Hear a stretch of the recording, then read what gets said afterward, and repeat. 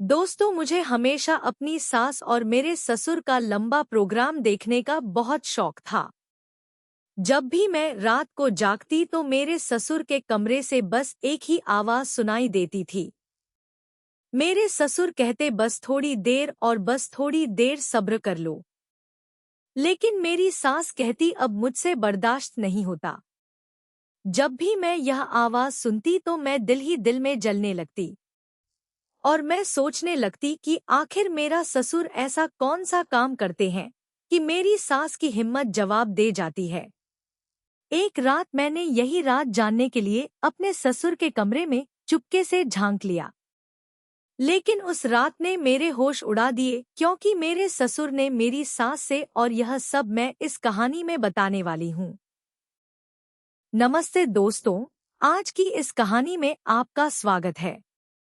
दोस्तों, मेरा नाम प्रिया है और मैं एक छोटे से गांव में रहती हूँ। मैं एक गरीब परिवार से हूँ और इस दुनिया में मेरी माँ के अलावा मेरा कोई नहीं है। जब मेरी माँ ने मेरी शादी की तो सिर्फ इस शर्त पर कि वह अपनी बेटी के साथ ससुराल में रहेगी। जिस घर में मेरी शादी हुई थी वहाँ दो लोग थे, मेरे सास और मेरे ससुर। मेरी शादी के 4 महीने बाद मेरा पति एक दुर्घटना में चल बसा, जो मेरे लिए एक बड़ा सदमा था। मैं और मेरी माँ ससुराल में ही रहने लगे क्योंकि हमारा घर बेच दिया था। इसके अलावा मेरी माँ का दूसरा कोई सहारा नहीं था। मेरे पति के निधन के बाद ससुराल के हालात एकदम बदल गए थे।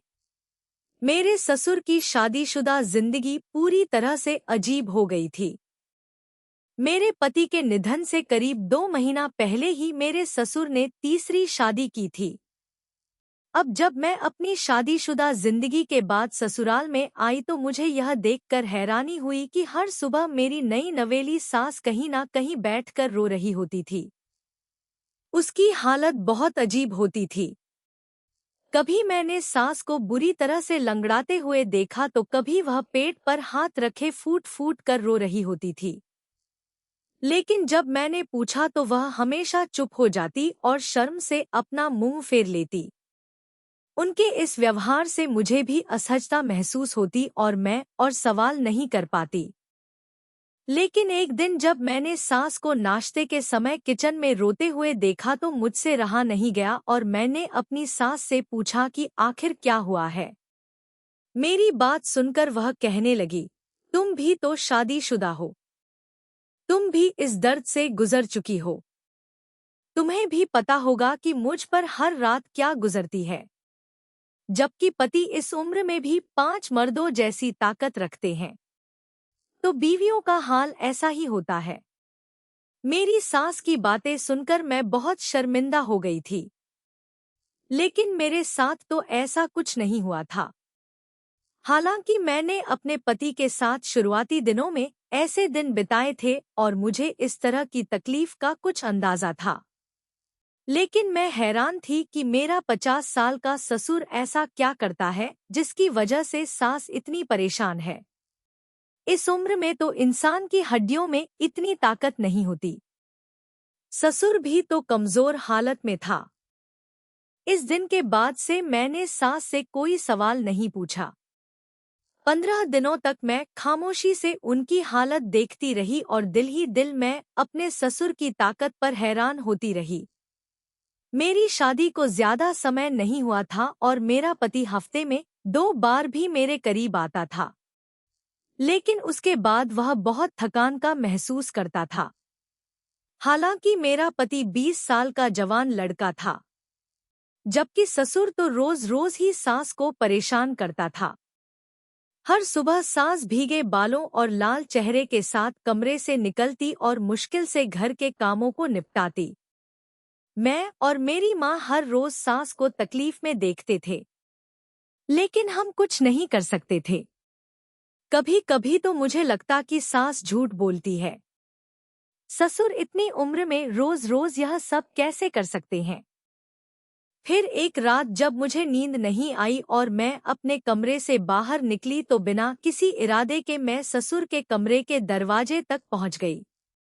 जैसे ही मैंने दरवाजे से कान लगाया तो अंदर से आवाजें सुनकर मैं शर्म से पानी पानी हो गई। सास गुस्से में ससुर से कह रही थी, तुमने मेरा जीना मुश्किल कर दिया है, कुछ तो शर्म कर। मुझे तो लगा था कि यह सिर्फ कुछ दिनों की बात होगी, लेकिन तुम्हारा जिद खत्म नहीं हो रहा। अब मेरी बस हो गई है, मैं इससे ज्यादा बर्दाश्त नहीं कर सकती, मुझे छोड़ दो।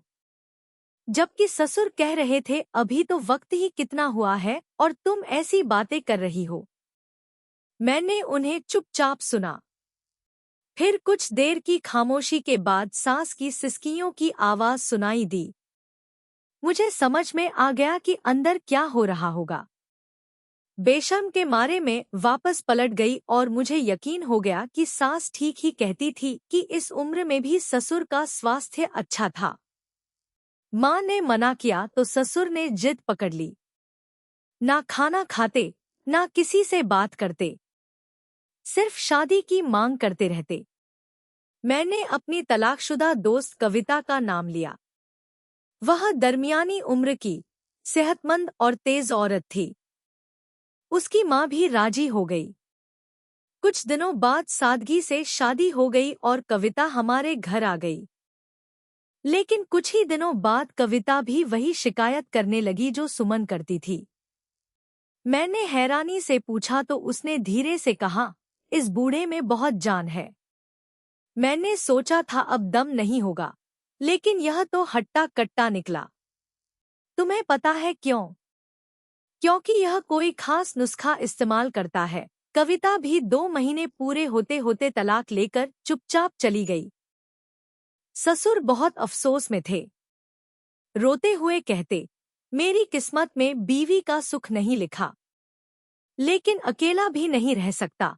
फिर एक रिश्ते वाली ने माँ से अजीब बात कही, अपनी बेवा बेटी की शादी इससे क्यों नहीं करवा देती? घर की बात घर में रह जाएगी और बेटी भी बस जाएगी। जब मुझे यह बात पता चली तो मैं गुस्से में बोल उठी, मैं कैसे अपने ससुर से शादी कर सकती हूँ? माँ ने धीरे से सिर झुकाते हुए कहा, तुम्हारा ससुर पैसे वाला है और अब कोई दूसरा अच्छा रिश्ता भी आसान नहीं।